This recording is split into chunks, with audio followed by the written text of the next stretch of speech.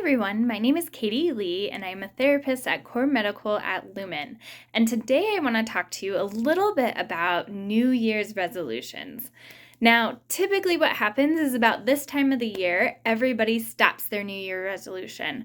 And usually that's because we make really unrealistic goals for ourselves. We say, I want to lose 100 pounds in the next 3 months, or I want to work out every single day of this year.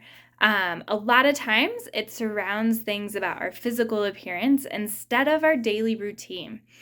Typically, what happens is because we want to adjust something so big in our daily routine, it's hard for us to keep up with it. And so we tend to fizzle out really quickly because it's not something that's reinforcing or rewarding for us. So let's talk about how do we actually make changing habits that last. Basically, all we need to do is change little things in our routine to help us gain a bigger goal. So for example, if we want to get into a healthier lifestyle, instead of naming, I want to lose this amount of weight, so let's just use 100 pounds because that's an easy number. Instead of saying, I want to lose 100 pounds, we need to say, I want to fit into my clothes better. And what does that entail? Maybe fitting into our clothes better means I'm going to try to walk 30 minutes a day, at least 3 to 5 times a week, right? That's a pretty easy thing to do. Now, the other piece of it is making it so it fits into our already established routine.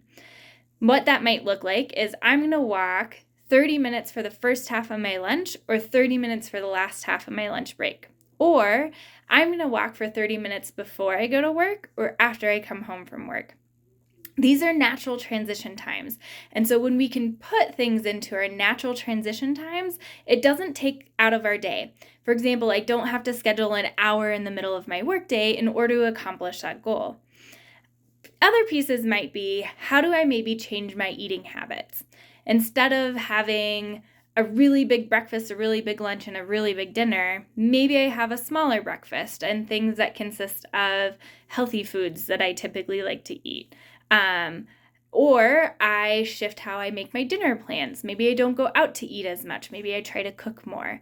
So things like this are what's going to help us change our routine and also make it easier for us to maintain these goals and these habits, which actually eventually will help us reach that goal of losing weight or being physically fit or even just feeling better in general. Our emotional health is also really linked to our physical health.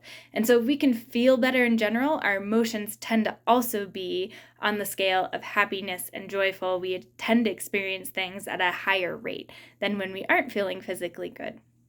I hope these tips help you, and I hope it will help you continue your New Year's change in habits or New Year's changes that you would like to make in a healthier and happier way that is less stressful for you overall.